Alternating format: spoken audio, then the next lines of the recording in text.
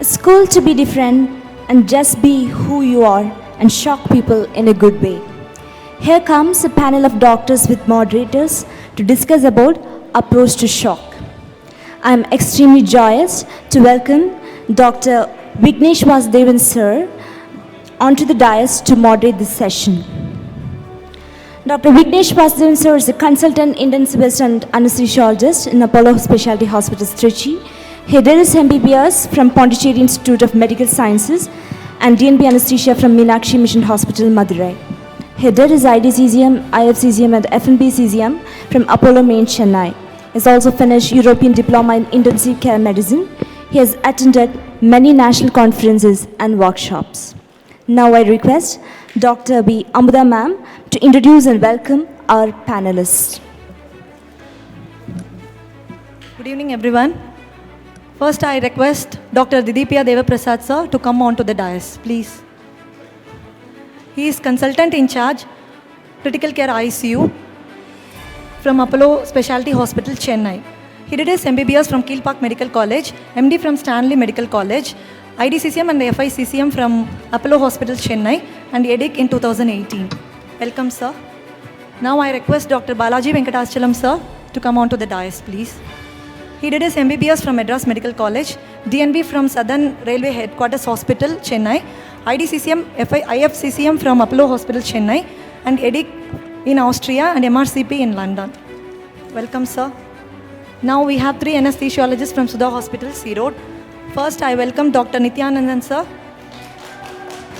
He did his MBBS from Thangadurai Medical College, MD from Dr. RML Hospital, New Delhi, and DM Cardiac Anesthesia from Sri Chitra Tirunal Hospital, Trivandrum. Next, I would like to invite Dr. Thangadurai, sir. He did his MBBS from Thangadurai Medical College, MD Anesthesia from Thangadurai Medical College, and IDCCM from Royal Super Specialty Hospital, Coimbatore. I request Dr. Kumaravel Pandian to come on to the dais, please. He did his MBBS and DA from Vinayaka Mission Hospital, Salem. He is now working as consultant anesthesiologist intensivist in Sudha Hospitals. Welcome, sirs. I request Vignesh Vasudevan to hand over the section. Thank you, ma'am. To start with, I would like to thank the organizers, Sudha Hospitals and E-Road Anesthesiology Society for providing this opportunity. Let us jump into the session as you're already late. To start with, this is post-lunch session. I understand that it's hard to focus, so we have made it interesting by including experts in our panel. So I would also like to thank Shivakumar sir for covering most part of the sepsis before we even started. Thank you, sir. Before going into the panel, so a little bit about shock. What exactly is shock? It is circulatory failure where tissue is not able to get oxygen supply enough to maintain the metabolic demands. So it can happen either due to supply-demand mismatch or it can happen due to extraction failure. So a supply-demand mismatch is due to decreased cardiac output like in hypovolemic, cardiogenic or obstructive shock. And extraction failure happens in tissue dysoxia in septic shock. So types of shock in brief: hypovolemic shock because of decreased preload, cardiogenic shock due to pump failure where heart is finding it difficult to pump out blood to the tissues, obstructive shock where there is difficulty in either filling of the blood or either pumping of the blood, and comes the distributive shock, which is again septic shock, neurogenic shock where there is peripheral vasodilation. Whenever we encounter patient in shock, I'm sure most of you would have seen patients with hypotension. So again, it's very crucial to start from history, examine the patients. As you examine, you get to, once you examine the patients, you can differentiate easily into cold shock or warm shock. Patients with cold shock is due to decreased cardiac output, where they'll have decreased capillary refill. On the other hand, patients with warm shock will have increased cardiac output with peripheral vasodilation, which is typically seen in sepsis. Going to case scenario, we have few case scenarios to be covered in brief. So to start with, we had a 72-year-old diabetic hypertensive post-CABG who came with history of fever with cough for 5 days, who was clearly in shock with tachycardia and hypoxia. So when we receive a patient in ER in this scenario, let's ask our expert, Dr. Dedeepiya, how will you proceed? A patient in septic shock presents to you. Yes. Yes, please. Yes. So this particular patient has got low blood pressure 80, so clearly is in shock. heart rate is 120. So you've also says that the lactate is 5. So all pointers that the patient is in shock. So the etiology is what shock? Most fever, cough, and with expectation for 5 days makes it likely that it is a septic shock. But then these diabetic and this metabolic acidosis can happen with shock, septic shock, but it can also be a decay. So there could be some degree of hypovolemic shock as well. And he's post CABG, so whether there's a cardiac component, I don't know. But clearly shock, most likely septic shock, to rule out other components as well. So this is my approach. Okay, sir. So when you receive a patient in emergency with this hypotensive state, sir, how will you start managing the patient, sir? Okay, so if this is septic shock, then you do have the first 6-hour bundle and beyond. And now they've emphasized that you do certain things very emergently in the first 1 hour. So to make a diagnosis of shock, we need to prove that this particular person is not responding to adequate fluid resuscitation, which by definition is 30 ml per kg. Though there are a lot of people who wondered how this 30 ml per kg did come. So that's always, but the guideline still says that you give 30 ml per kg, and if the patient is still not responding to it and you need inotropes, then we call this septic shock. And to make this diagnosis of shock, we also need to have a lactate. So we need to measure the lactate and give adequate fluids in the first 1 to 3 hours. And this is sepsis, which means I have to establish the diagnosis of sepsis, and I can prove sepsis only if I have a positive culture, which means I need to draw adequate blood samples, at least 2 sets or 40 ml of blood in 4 different bottles, 10 ml in each of the bottle. That would be the way I can establish the diagnosis of infection. And then obviously treatment of sepsis, which means antibiotics, an appropriate antibiotic early. Generally it is recommended that you give it within 1 hour if it is shock, and maybe up to 3 hours. The idea always says don't put the burden of giving it within the first 1 hour in all patients, because that may make you overdo and overprescribe antibiotics. So that's a thought that I would leave for everyone. So clearly measuring lactate, giving fluids, taking blood cultures and giving antibiotics, these are the focus that should happen if you make a diagnosis of septic shock. Rightly said, sir. So sepsis management initially, like sir said, cultures, antibiotics, and then fluid resuscitation. Coming to the next scenario, like should we give fluids to all patients, sir? Will every patient benefit from fluid bolus, like sir said, 30 ml per kg, or how is it different for each case scenario, sir? Let us ask Dr. Balaji, sir, like how he will tailor fluid resuscitation for each different patient, sir, in each case. See, we now know that fluids are drugs. Like oxygen, IV fluids are drugs. And we have enough data to show that extra fluids will kill patients. So unnecessarily, if you give fluids, it's going to increase the mortality.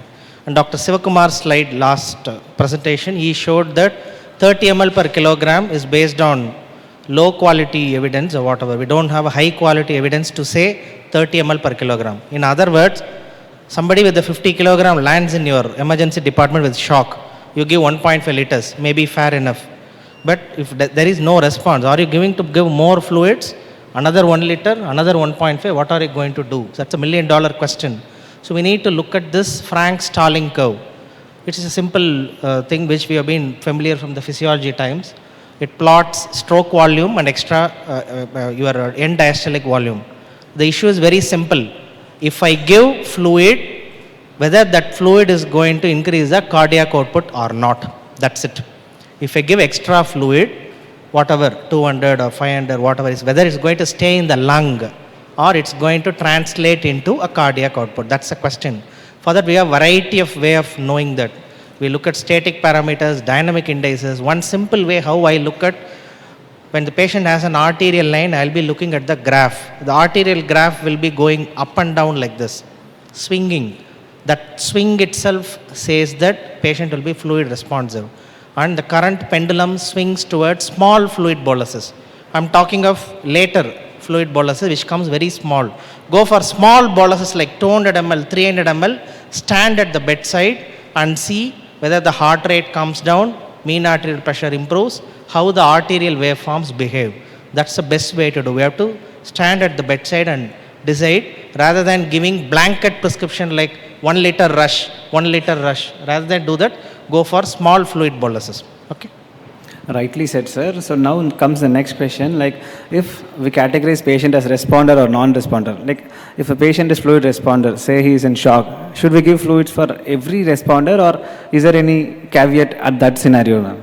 Let's ask Dr. Nithi or any moderator, sir. Fluid tolerance is an excellent question. First, before administering any fluid, we must make sure that whether the patient needs fluid or not. For that, we have to calculate using the dynamic and static parameters. And from that, we can come to know the patient requires fluid or not. If the patient is fluid responsive, then we have to check whether the given fluid is tolerant or not.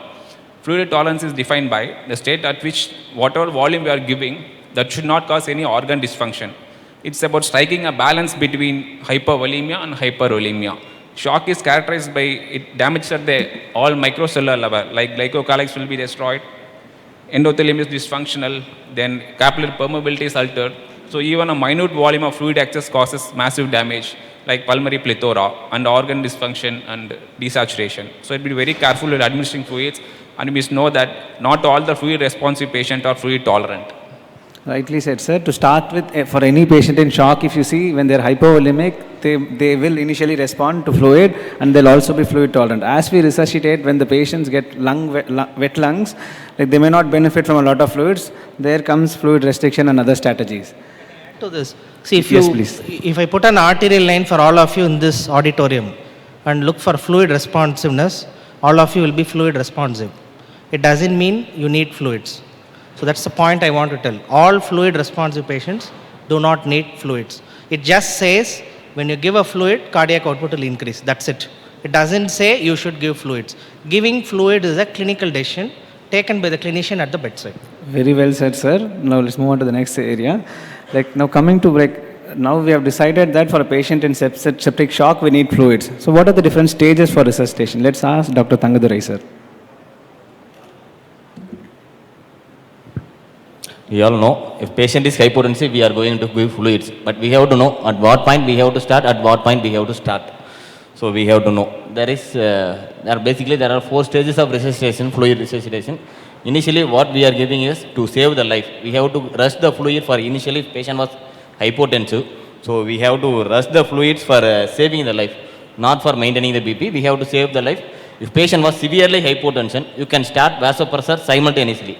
So no need to wait for that BP2 should improve. So if patient is hypotensive, severe hypotensive, you can start simultaneously fluids along with vasopressors. That is called phase of rescue or resuscitation. Next phase of optimization. That optimization comes after if you insert the arterial line, you can assess the hemodynamic monitoring. After frequent assessment of hemodynamic monitoring, you have give the fluids based on that. You can give the fluid frequent boluses or maintenance fluids. That is comes under the optimization phase. Next comes phase of stabilization.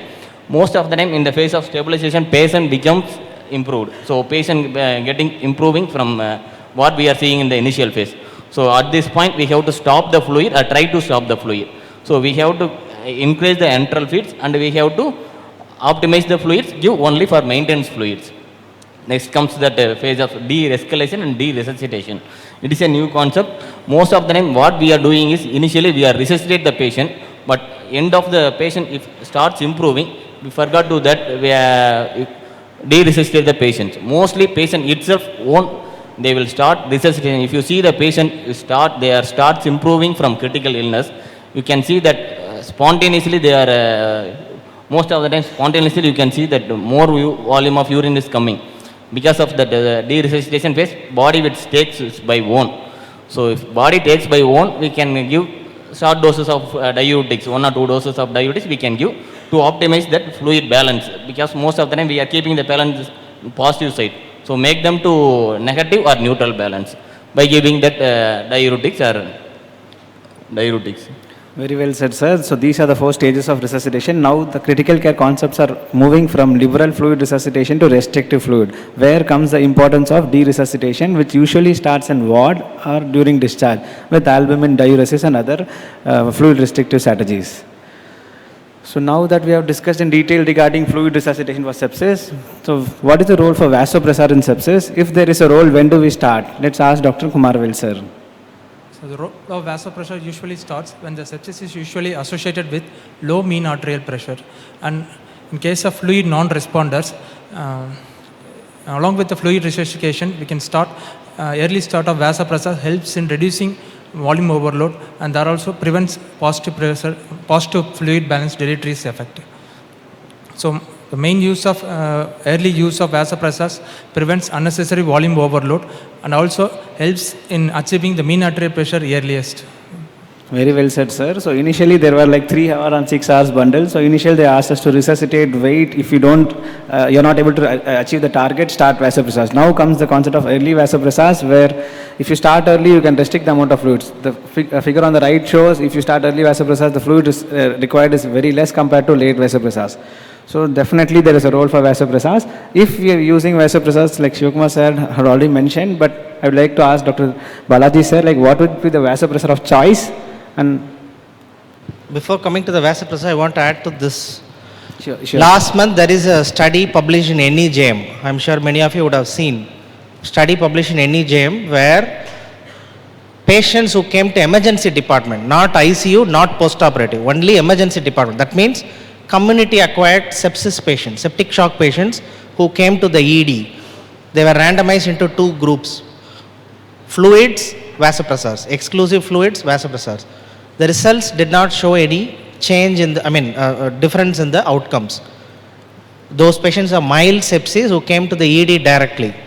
So we cannot extrapolate that data to our ICU, sick ICU patients or post-operative patients, because there could be hospital-acquired infections also. What I am trying to say, we need to be cautious with fluids, go slow on fluids. We are given 1 to 1.5 liters of fluids. In spite of that, no response, add vasopressors. That's the time we go for vasopressors. Another practice point we need to understand, most of the European countries and West, they are very, very strict with fluids. They don't go for liberal fluid strategy. They are very conservative in fluids. So their data will be completely different. Here, the way we give fluids completely different. Any hospital admission will be seeing that 100 ml per hour saline will be going. Patient will be admitted for malarial fever, he'll be in the ward. But we'll be giving saline 100 ml per hour, at least as a placebo. Because family will say no treatment has been given. If you say I have given anti-malarial, I have given paracetamol, they won't believe you. Fluids have to run for our families and patients. So the way we give fluids is completely different from Western data. What I would suggest at the end of the day, give 1 liter of fluid, shock doesn't resolve, go for parallel vasopressors. Coming to your question, first choice is very clear, noradrenaline. Noradrenaline is the first vasopressor of choice.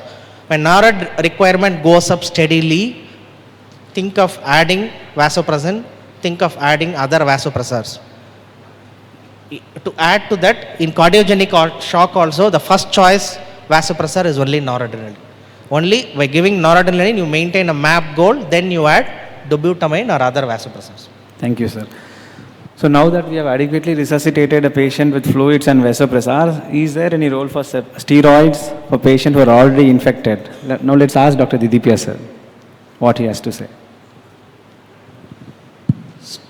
In steroids, in sepsis, in septic shock, they have demonstrated that there is a possible relative adrenal insufficiency.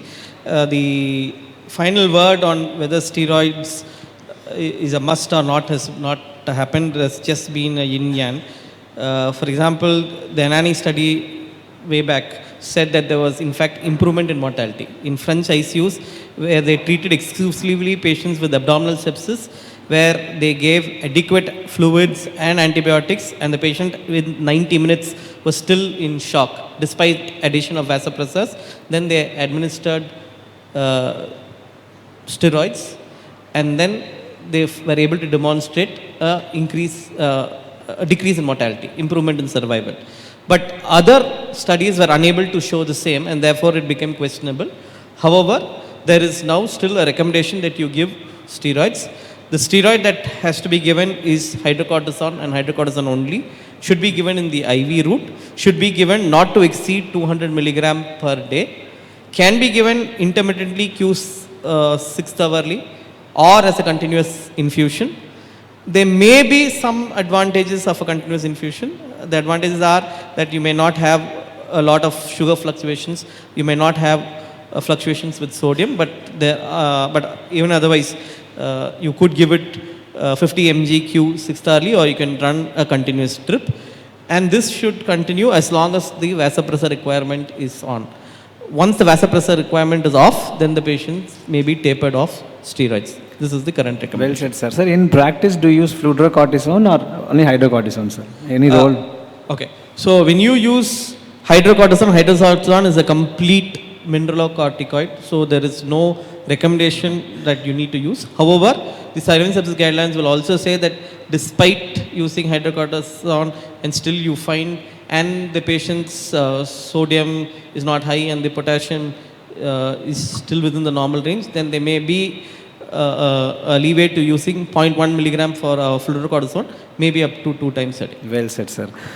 So now that we have resuscitated with fluids, vasopressors and steroids, now coming to albumin, sir. So it was also touched up by Dr. Shivakumar, sir. Like, is there any role for albumin resuscitation in septic shock? Let's ask Dr. Balaji, sir. Albumin is one of the most misused drugs in healthcare. We know that we give albumin for wound healing, nutrition. So the evidence is very clear and robust. Indications for albumin in ICU are handful. Maybe you can count 4 or 5 indications in ICU. Number 1 indication, when you are resuscitating with the large volume crystalloid, where you keep giving crystalloid doesn't pick up, that's the time you may think of giving albumin, number 1. Because if you give colloid, you will be able to attain intravascular volume for a longer time. That is one indication. Second indication, when you do a large volume ascites, paracentesis, when you do that, you can give albumin. That is second indication, which is evidence based. Because the study came somewhere in 2008 in NEJM, which showed that it has survival benefits. 3, when somebody has a spontaneous bacterial peritonitis, you want to prevent hepatorenal syndrome, yes, you can give. It has mortality benefits. 4, established hepatorenal syndrome, along with terlipressin, you can consider giving IV albumin. That is next.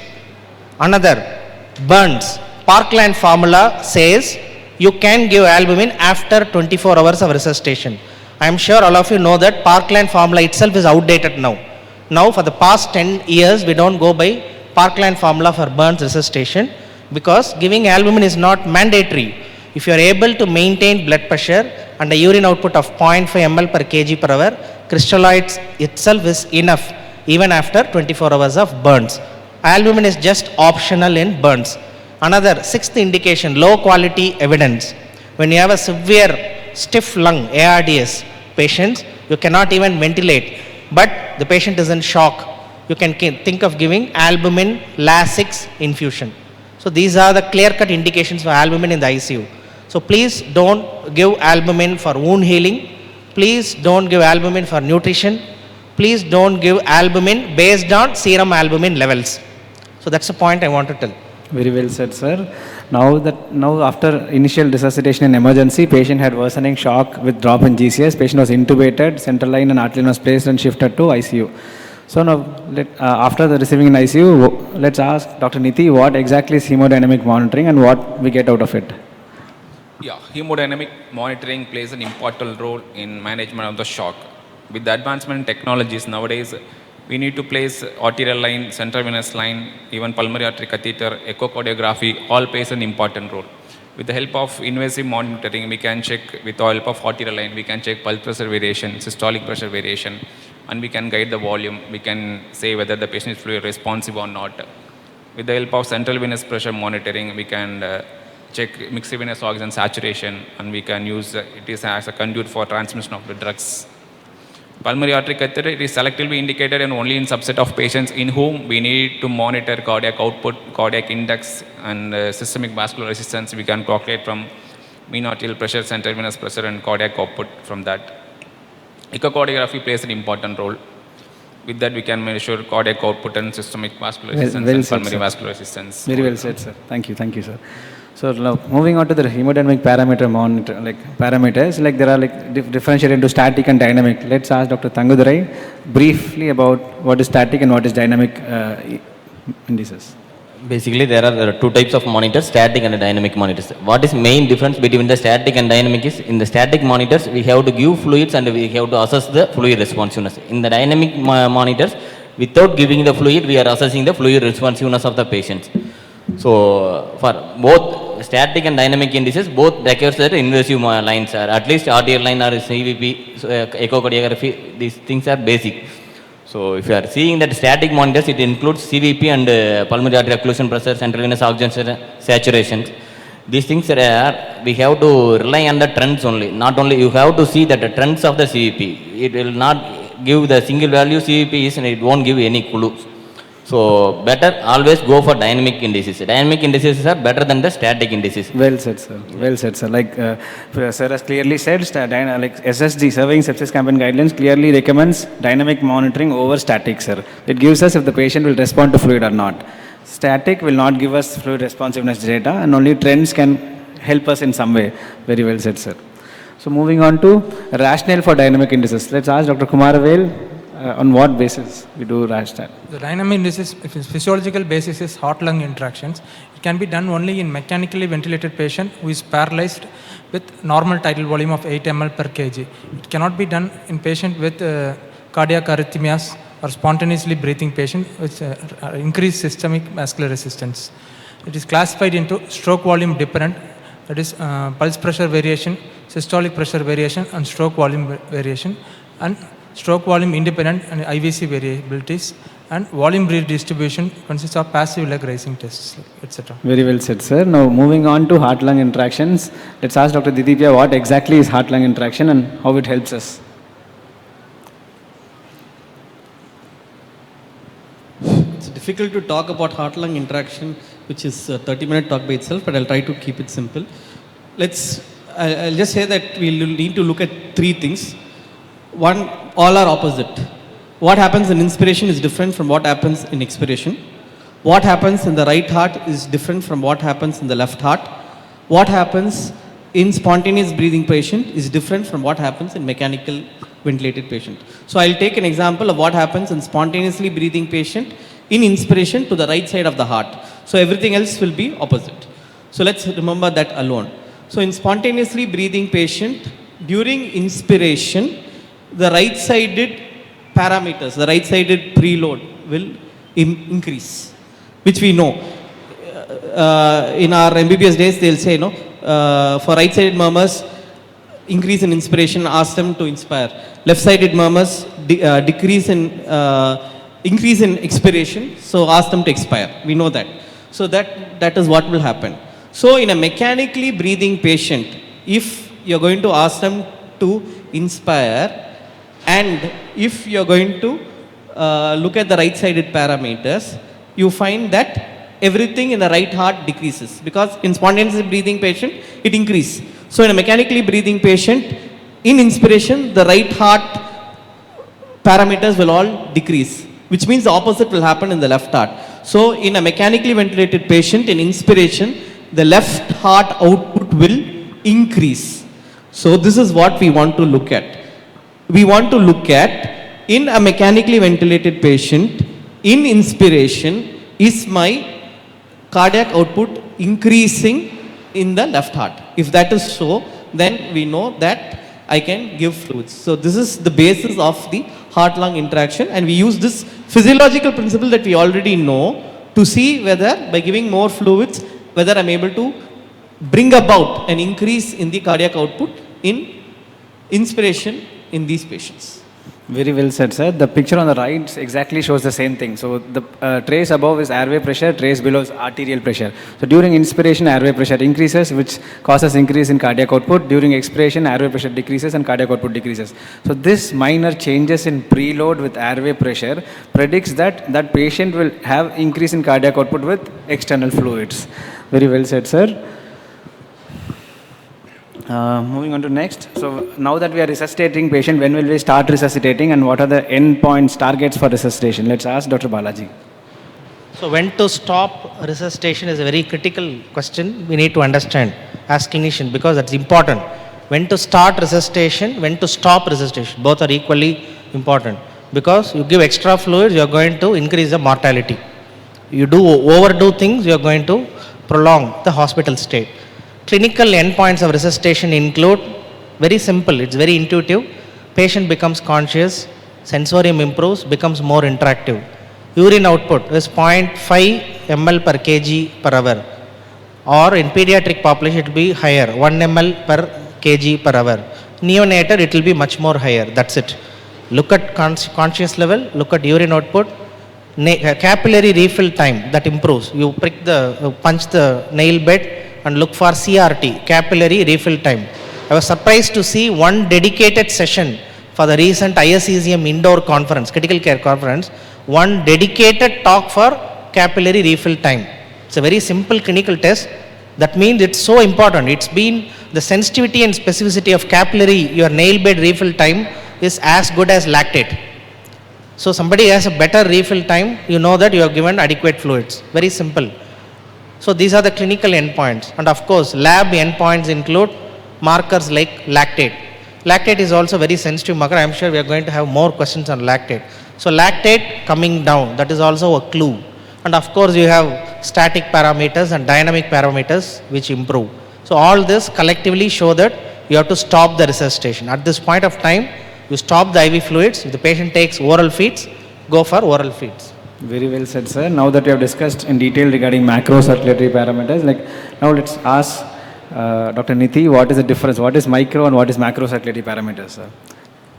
Shock normally affects both micro and macro at equal proportion. Because of ease in measuring macrocirculatory parameters, we often tend to overlook microcirculatory parameters.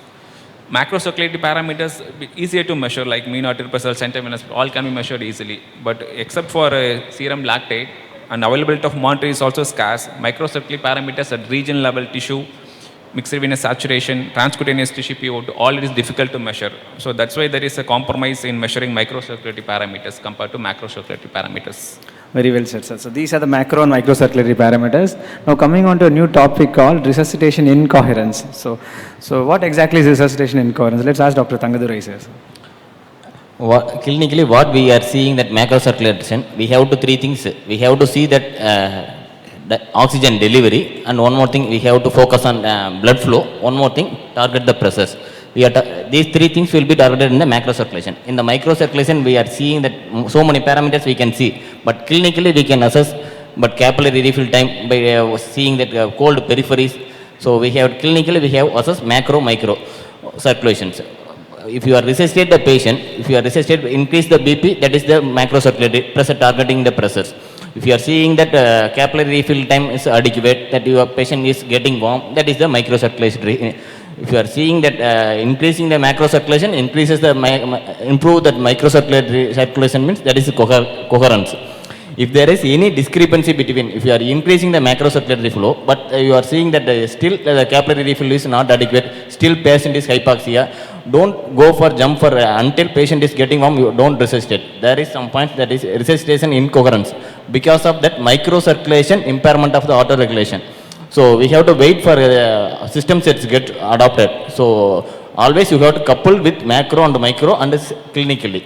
So don't go for just a number, you don't target the micro and macro circulation individually. Very well said, sir. In sepsis, we see this phenomenon called resuscitation incoherence. Even with stabilization of macrocirculatory parameters, tissue level oxygen delivery is not being optimized. So forward, the way forward is look at the tissue parameters, try to optimize them, not by just maintaining macrocirculatory, but other resuscitative parameters, which is the area of research now. So moving on to what is tissue resuscitation or mitochondrial or metabolic resuscitation. Let's ask Dr. Kumaravel, sir. So metabolic resuscitation is required when there is a macro and micro incoherence, where the macro circulation is restored but the still tissue injury. These are the research. There are many researches going on for mitochondrial resuscitation, such as caloric restriction, lower the body temperature, mitochondrial metabolism, and use of antioxidants. So very well said, sir. So these like antioxidants and calorie restriction and certain other newer agents are shown to improve cellular metabolism and oxygen utilization, sir.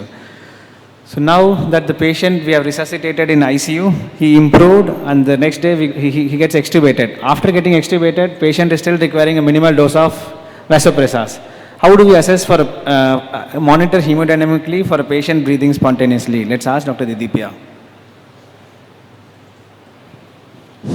Just to add to the endpoint for fluid resuscitation, I think one important endpoint for fluid resuscitation is fluid intolerance. If a patient needs fluid and they can't tolerate fluid, you will have to stop fluid. So I think that is endpoint for fluid resuscitation. So in a spontaneously breathing patient, you cannot use any of the established dynamic parameters that we talked about, because they all have been demonstrated only on intubated, mechanically ventilated patients with adequate tidal volumes without arrhythmias. So what can we do for a spontaneous breathing patient? We can do the passive leg raising test. This is a very, very safe test because this is an auto transfusion. By raising the leg end of the patient, both the legs simultaneously, we are able to displace about 300 to 500 ml of fluid from the peripheries into the central part of the body, and this acts like an auto fluid bolus. And if this is able to cause an increase in the cardiac output within say 30 to 90 minutes, 90 seconds after that you've raised the volume, then you know that this particular patient will indeed respond to an externally given fluid bolus. So this is a simple test that you can do. So in this particular patient, especially when he's been extubated and you are worried whether I can get off the inotroles by giving some additional fluid, but also a concern that by doing so I may risk him having more hypoxemia and need NIV or intubation again. In these patients, this may be a test that can be safely done, and this will determine whether we can give him more fluids. Well said, sir. So moving on to downstream parameters, there is a concept called AV-CO2 gap. Let's ask Dr. Balaji how it helps us. AV-CO2 gap is nothing but the difference between arterial CO2 tension and venous VBG CO2 tension. If it is more than 6, it will tell you that the resuscitation is not complete. That's all. That means the patient needs either more fluids or vasopressors. But it's very difficult to differentiate between the types of shock. So we don't follow that routinely, and we have simple markers like lactate or CRT and other dynamic indices. I think we can go with that. Well said, sir. So again, moving on to the next parameter. This parameter is available in most of the centers now. So let's ask Dr. Nithi a little bit about lactic acidosis and how it helps. Okay, lactic acidosis. First, what is lactate? It is a byproduct of, maybe end product of the anaerobic metabolism. Anaerobic metabolism means what it is, there is no oxygen at the level of tissue level, either because of decreased oxygen carrying capacity or because of inadequate perfusion or because of the improper utilization of oxygen at the tissue level. So in case normal lactate level is normally it is less than 2 millimole. If it is more than 2 up to 5, we can call it as a hyperlactatemia. If it is more than 5, we call it as lactic acidosis. And there are two types of lactic acidosis. Type 1 is because of the inadequate tissue perfusion, whereas type 2 is because of genetic or improper metabolism causing increase in lactate level. Very well said, sir. So lactate clearance really helps us in resuscitating and it helps us giving us information if the resuscitation you are doing is helping or not. So lactate clearance is an independent predictor of improving survival, and lactate worsening or not able to clear lactate is a direct predictor for mortality. Moving on to SCVO2. So let's ask Dr. Thangadurai, what is this parameter and how it helps? SCVO2 means it's a central venous oxygen saturation. Actually, it is a surrogate for SVO2. SVO2 means mixed oxygen saturation. If you want to get mixed oxygen saturation, we need to put PA catheter. It is invasive. That's why we are using central venous oxygen saturation, SCVO2. It is actually basically for it tells that the impairment difference between oxygen delivery and oxygen utilization. So DO2 and VO2 difference. So if it is more than 65, target was more than 70. If it is less than 65, it is basically we have to improve three things. One thing, we have to concentrate on anemia or cardiac output or hypoxia. We have to concentrate on these things if it is less than 65. If you are seeing that the SCVO2 was more than 80, it may be due to hyperoxia. If you are giving more oxygen or cells are not utilizing the oxygen, it is basically due to cytopathic effect. So, well said, sir. Well said, sir. Thank you, sir. Thank you. Moving on to the next parameter. Is there any role for vitamin C and thiamine? Let's ask Dr. Kumaravel. There is no major role in vitamin C and thiamine in sepsis, but we can use an adjunct for sepsis as it has an antioxidant property and improves metabolic functions. Recent trial shows that there is no use for vitamin C and thiamine in sepsis. Very well said, sir. There is no current strong recommendation for these metabolic resuscitation parameters. Moving on to the next parameter. In fact, one of the recent studies showed, if I remember, increased mortality with vitamin C. So that's a point.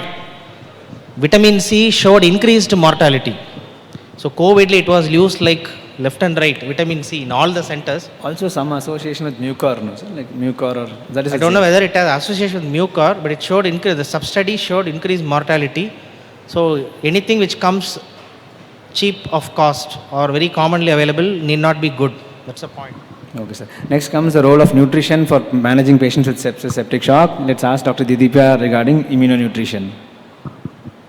The simple short answer is no role for immunonutrition. However, in burns and maybe head and neck trauma, there may be a role for glutamine, 0.15 gram per kg 3 times a day. So, which means 30 grams per day can be given orally. Arginine, omega nucleotides may all be considered for patients who have upper GI surgeries and maybe head and neck trauma may be considered, but otherwise generally no role for No strong recommendation for immunonutrition currently, sir. Moving on to the next question, like what is the role for endotoxin filter in septic shock? Let's ask Dr. Balaji. See, endotoxin filter, there are two types of endotoxin filters. Heme adsorption filters. Cytokine 220 and 320 filters are commercially available now in the market. It's available in Chennai. Obviously, I think it will be available in any city for that matter. Cytokine 220 filters are available for 25,000 rupees. And the 320 filter is the one that is the endotoxin filter, which is commercially available for some around 85,000 rupees. Coming to the endotoxin filter, which costs 85,000 rupees, the recent trial showed no benefit. We have tried for patients and there were trials ongoing in centers. And one major trial showed the cytokine filter for the sake of septic shock has no benefit. Okay, so that's the final word now, as of now. Not the final word, the word as of now. When it comes to 220 filters, that is a lower cost, 25,000 filters, 25,000 INR. That filter can be tried not for sepsis, but it can be tried for certain antibody complex diseases like equivalent to plasmapheresis. You can also try that for paraquat poisoning. And we have paraquat poisoning is something like a death sentence. When somebody comes with the paraquat poisoning, DNA, DNR, that's the attitude among many clinicians. That need not be true. As long as the lung is not involved, you can still try this 220 filter for paraquat poisoning. And we have saved 7 patients over a period of 2 years and we have published that also. So paraquat poisoning, OPC poisoning, and antibody complex diseases and certain immune complex diseases with vasculitis, organ dysfunction, you can try 220 filters. So the final word for septic shock, no use. Very well said, sir. Moving on to the last resort, ECMO. Is there any role for sepsis in ARDS, sir? Let's ask Dr. Nithi. ECMO, yeah, although studies are limited, studies are there. 2 landmark trials, both CSS study and ALS study, both have showed that although patient is not put on ECMO, the patient managed in ECMO centers have shown better benefits. In my limited years of experience, I have seen 2 patients, one post-Alcapa and post-TAPVC patient with sepsis on 24 days of ECMO. Both the patients survived. It showed promising results. Very well said, sir. So there is recent data says there's no harm in initiating ECMO in ideal patients. We don't have still strong recommendations as to which patient exactly needs and at what point of time they really need ECMO, sir. So moving on to the last slide of this sepsis shock patient. Refractory sepsis, how do we manage? Let's ask Dr. Thangadurai. There is no magic bullet to rescue the septic shock patients. So what we have to do is we have to identify cause and treat the cause. We have to appropriate antibiotic is the main thing. So no other magic bullets is to rescue the septic shock. We have to give first, we have to give fluids and the vasopressors. In the vasopressors, we have to after the second vasopressor, we can go for steroids. So already sir explained that steroid have the role for increasing the BP for critical illness adrenaline suppression. So you can add for steroids for hemodynamic support. So no other vitamins and supplements are no useful. Okay, It's not recommended. Very well said, sir. So these are all experimental therapies which have no strong recommendations. List is as shown here. Let's move on to next due to short of time. So coming on next case scenario, 34-year-old, third gravida, booked, unimmunized. Post-delivery, she had lost so much of blood, in shock. So how will we proceed? Basically, to start with, active management of third stage of labor. The picture on the left shows a PPH, something called PPH bundle. So it starts with active management of third stage of labor, call for help, first response, fluids, uterotonics, tranexamic acid, uterine massage, supportive, like treat the laceration, empty bladder, empty uterus, and then compression, uterine tamponade, anti-shock garments, bled, and transport to a higher center. Basically, the same thing being depicted in two different ways. Moving on to the next slide. So this is one algorithm. So one patient presents with PPH. How will you manage? Let's ask Dr. Kumaravel. Early identification of PPH is very important. Then we divide it into multidisciplinary teams like obstetric teams and alert the blood banks for blood products. And the anesthesiologist team should monitor hemodynamically and treat to hemodynamic stabilities. And first medical management is uterotonics should be administered. Even after that, if a failure is suspected, then conservative surgical management like uterine compressions, bimanual uterine compression and bilin sutures can be tried off. If again it fails, then we can treat with oxygenation and early mechanical ventilation if needed. And also we can treat and simultaneous blood products can be given like platelets, FFP, packed cells. If all the measures fails, we can go for surgical management, total or subtotal hysterectomies. Very well said, sir. So this is one flow chart showing this. These are the causes of PPH like atonic, traumatic, like retained tissues and coagulopathies. Coming to uterotonics, these are the agents being used: oxytocin, ergometrin, like misoprost and methyl. This thing. Like, let's ask a little bit about damage control resuscitation to Dr. Dedeepiya. Doctor, damage control resuscitation. Damage control resuscitation. This is a concept that is borrowed from trauma. So damage control resuscitation is how do you hemodynamically resuscitate, causing the minimal damage for the patient. First, damage control resuscitation means stop the bleed. So if you can stop the bleed by whatever measures possible, do that. While you're stopping the bleed, replace what is being lost. So how do you replace what is being lost? Replace blood for blood. So until you get blood, you may give warm isotonic crystalloids, which can be normal saline or Ringer's lactate. In trauma, it is recommended that you give not more than 1 liter before you can get access to blood. So give blood. So when you give blood, what we are using is whole blood. So what has to be given is whole blood. But unfortunately, the whole blood that we are losing is not the whole blood is available in the blood bank. And therefore, we need to do a component resuscitation, which means it's a 1:1:1 strategy. Which means for every 1 PRC that you are determining to give, you'll have to give 1 FFP and 1 random donor platelet. So 1:1 resuscitation. Keep the patient warm and appropriately use tranexamic acid, 1 gram to be given within the first 1 hour, preferably, definitely within 3 hours, and maybe 1 gram subsequently over the next 8 hours at least. That is for trauma. Of course, in obstetrics it will vary. So depending on the clinical context, to use them and use calcium. Very well said, sir. Now moving on to the next, let's ask Dr. Balaji a little bit about lethal triad. Lethal triad you will be seeing not just in trauma, also in obstetric hemorrhage and many other situations. Lethal triad is nothing but coagulopathy, hypothermia, acidosis.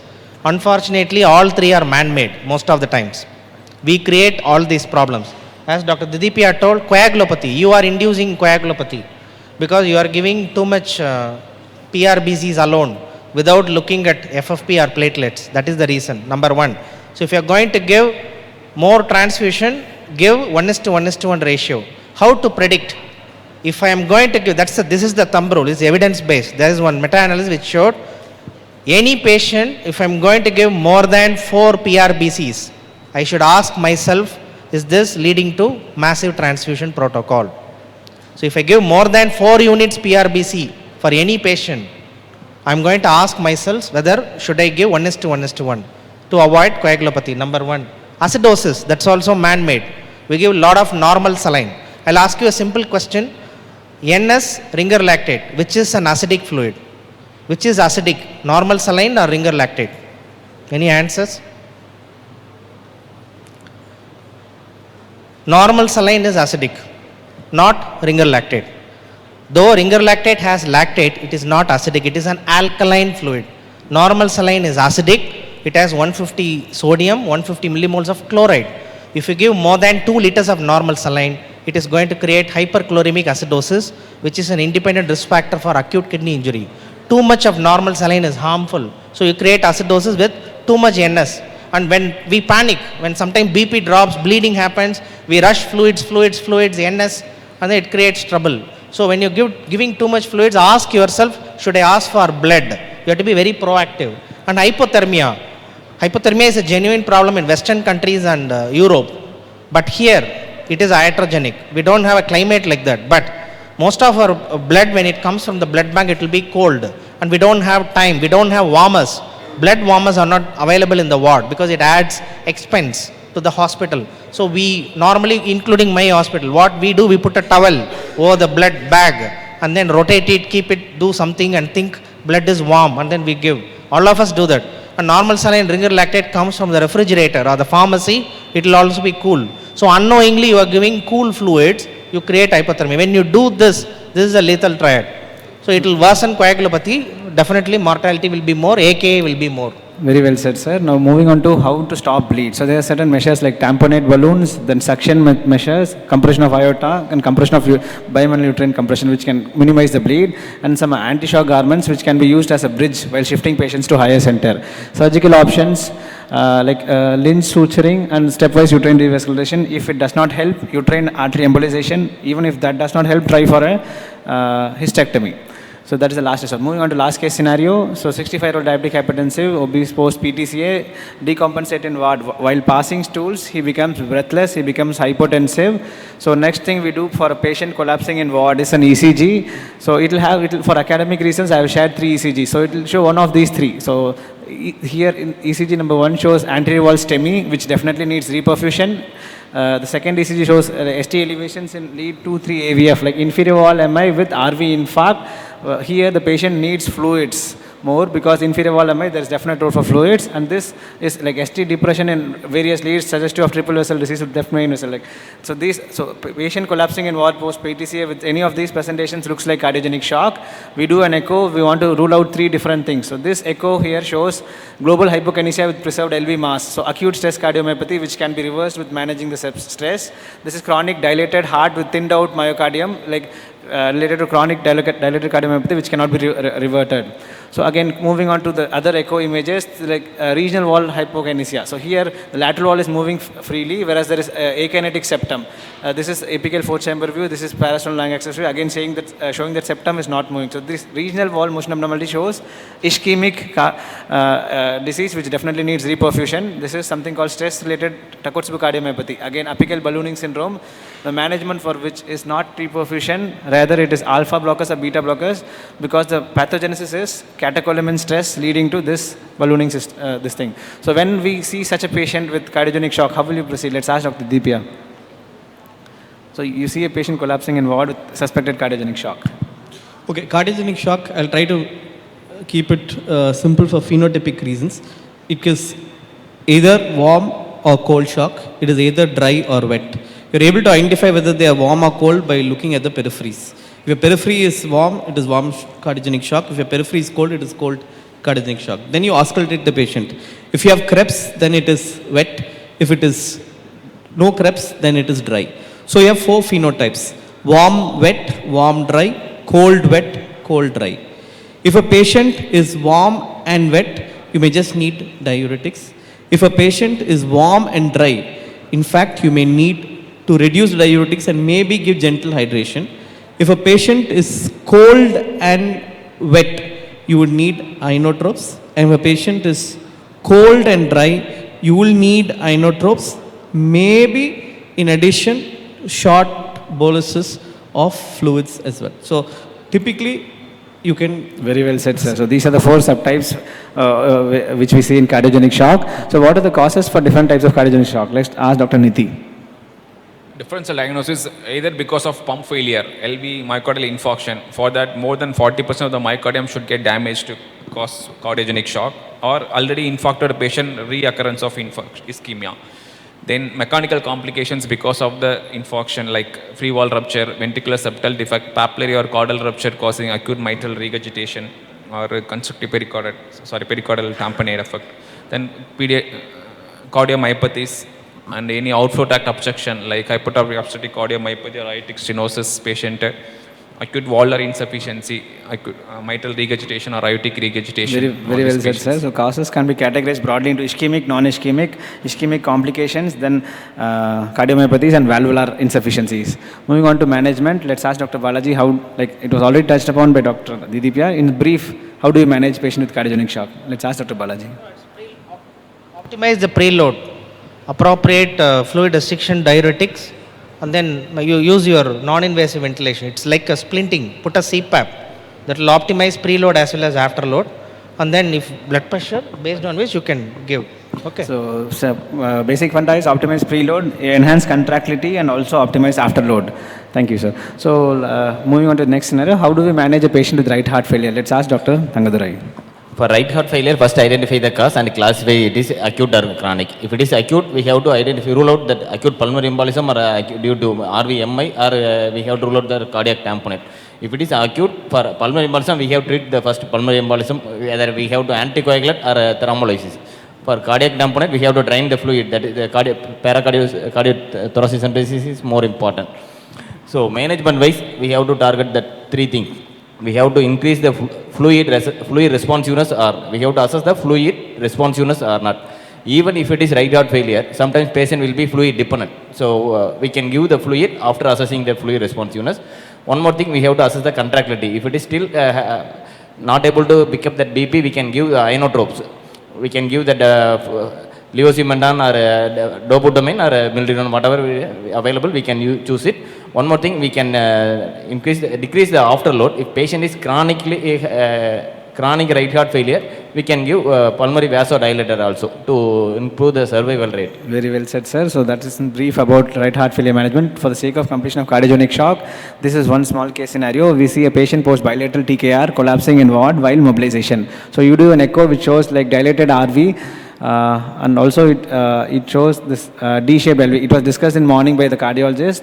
Again, D-shaped LV, which says that RV is dilated, pushing the septum into the LV, so decreasing the cardiac output. And it also shows something called typical of pulmonary embolism known as McConnell sign. Here the RV apex contractility is very good, whereas the RV free wall is akinetic. So this is typical or pathognomic of pulmonary embolism. So in this case, when we see a patient post TKR collapsing in hypotension, moved to ICU, how do you manage? Let's ask Dr. Dedeepiya.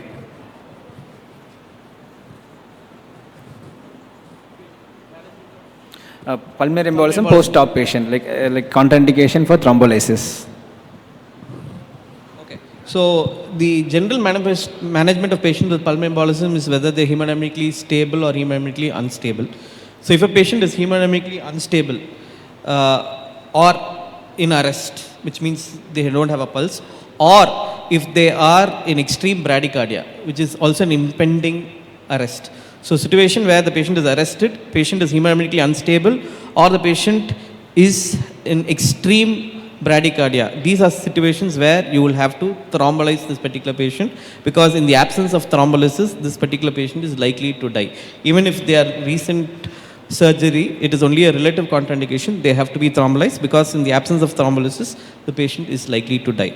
However, if the patient is not an acute massive pulmonary embolism, which is a subacute pulmonary embolism, meaning to say that the patient is hemodynamically stable. However, if you look at markers of RV stretch, like if you're doing an echo and the echo shows that the RV is dilated, or you do a NT-proBNP and that is elevated, or you do a troponin that is elevated. So if any of these two parameters are present in addition to the diagnosis of pulmonary embolism, then we call subacute massive pulmonary embolism. Then on a case-to-case basis, you may decide whether to thrombolyze or not. Maybe if it is a subacute massive pulmonary embolism, knowing that this particular patient is a patient with TKR, then you will elect not to thrombolyze this particular patient, but you may elect to anticoagulate this particular patient, with the caveat that at any point of time, if he were to develop hemodynamically unstableness, then we will probably have to go and thrombolyze. Refractory hypoxia is also probably a soft indication for thrombolysis. Whether Dr. Dedeepiya agrees?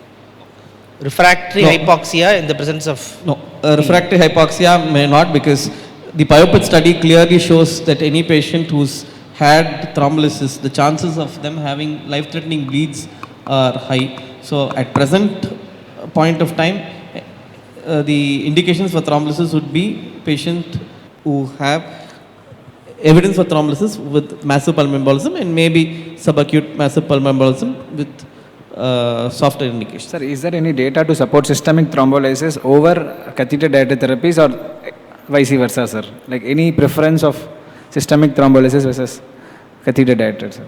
With the advent of interventional radiology, there is an attempt to create evidence that maybe interventional thrombolysis. Again, no strong evidence. But I think we should wait.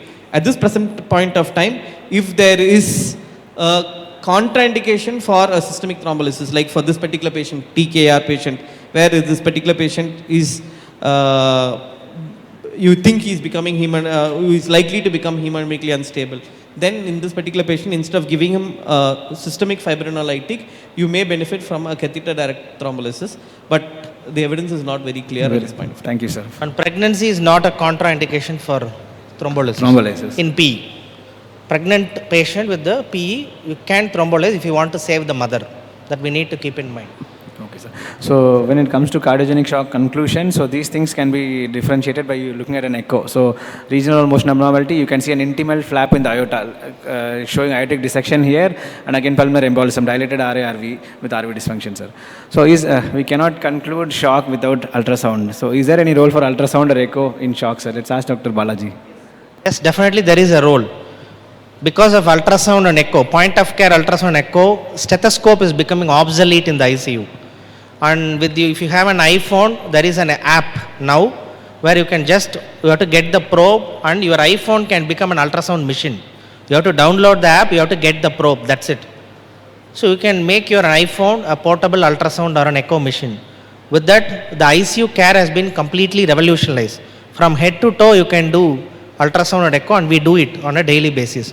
You can look at lung, B lines, you can look at contractility, 4-chamber view, xiphoid, subdiaphragmatic xiphoid view, you can look at chambers, you can look at IVC, collapsibility or distensibility, depending upon whether the patient is spontaneously breathing or mechanically ventilated. You can image the liver, look at the IVC again, you can look at blood around the liver, around the spleen, you can look at the bladder, whether the bladder is full or not. You can also look at the femoral vein, popliteal vein for compressibility.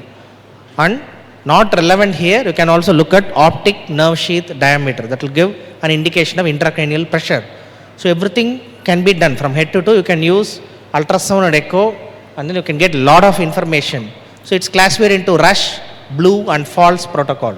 So that has revolutionized the way in which we manage patients in ICU. Very well said, sir. So ultrasound will clearly help us in diagnosing what type of shock the patient has got by just placing the probe over the patient at various points. For conclusion's sake, let's touch upon spinal shock and nephrogenic shock. Let's ask Dr. Thangadurai. What's the difference? Actually, spinal shock is not a shock. It is a name of misnomer. The name called actually 50 years back. So it is not a spinal shock. Actually, it is due to trauma. If spinal cord injury happen, it may be complete or incomplete. The patient gets paralyzed below the injury. A patient is not able to move, paralyzed, motor and sensory functions are impaired. So that time they call it a spinal shock. Patient no need to have the hypotension in the spinal shock. Actually, neurogenic shock, if there any injury, spinal cord injury above the level of T6, that is a T5 and above, patient have that autonomic disturbance, sympathetic deinnervation. That sympathetic deinnervation causes that vasodilation. So it can occur immediately after the trauma or within 30 minutes to 6 weeks. So we have to support that period. Patient will be hypotensive, bradycardic and hypothermic. So we have to give atropine or we have to give vasopressors to support the blood process. Very well said, sir.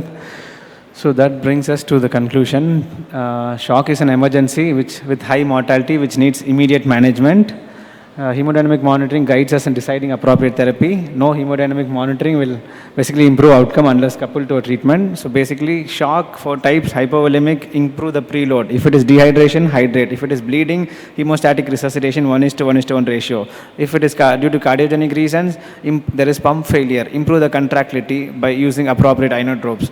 In obstructive shock, it may be due to obstruction in filling, like tension pneumothorax or cardiac tamponade, which needs chest tube drainage or pericardiocentesis, or in pulmonary embolism where there is problem with pumping out of blood, which needs and thrombolysis or therapeutic anticoagulation. Moving on to last, distributive shock, septic shock or neurogenic shock, which needs early vasopressors, fluids, treating the cause and supportive measures. So that brings us to the end of shock. Thank you all. I hope you are not in this situation. Anyways, thanks. Thank you all. I would like to thank the expert speakers who did a wonderful job. Thank you. That was an awesome discussion. Thank you, Vignesh sir, for moderating the session very well. Thank you. And I thank all the panelists from the bottom of my heart for making this as a vibrant and healthy discussion. May I invite Dr. Kumar sir, anesthesiologist, to felicitate and give mementos to our moderator and panelists.